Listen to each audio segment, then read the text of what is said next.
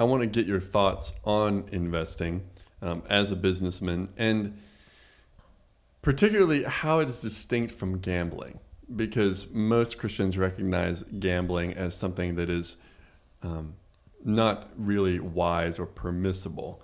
But in both cases, you're assuming a level of risk in hopes of a greater return. How would you distinguish between the two? Well, gambling is truly, for the most part, a game of chance, right? You are putting your money out there in hopes of drawing the right card, the dice being the right thing, the right numbers popping up on the lotto screen. Mm-hmm. It's really a game of chance. You're wanting something for nothing, and business risk is totally not that way. So when you make a business investment, there are risks involved because the circumstances can change, or what your interpretation or understanding of the circumstances can change, and you can lose your money. But you're putting it out there in a way of hoping to that a particular business will provide a good or a service that people want, and that they will buy that, and then by so doing, it will produce a return by which you can then gain something from.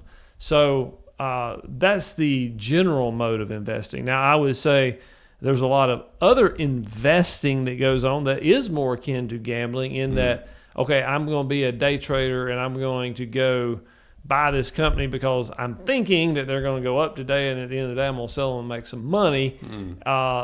That is much more risky, and it's really speculative on what you think the market is going to do.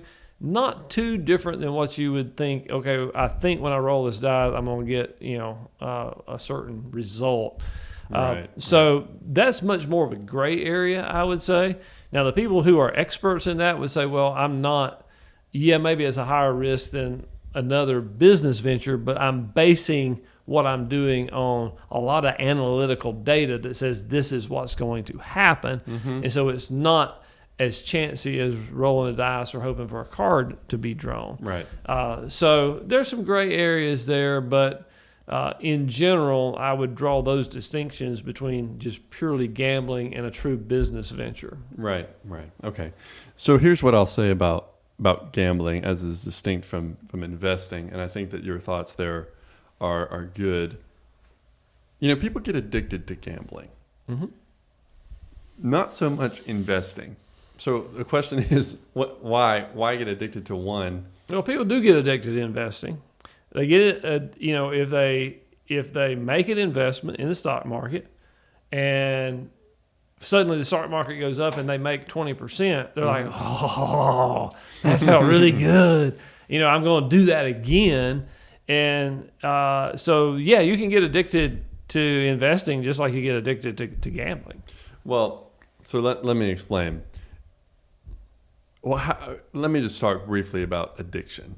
So basically the way our brains work is we are motivated by certain rewards. So anytime, anything that we need, anything that we want to do, there's a path that we have to take to attain that thing. So let's say you're hungry and you want to go get some food. So you go to the local burger joint and you order a burger, and then you eat it, and then that's the satiation of that particular desire.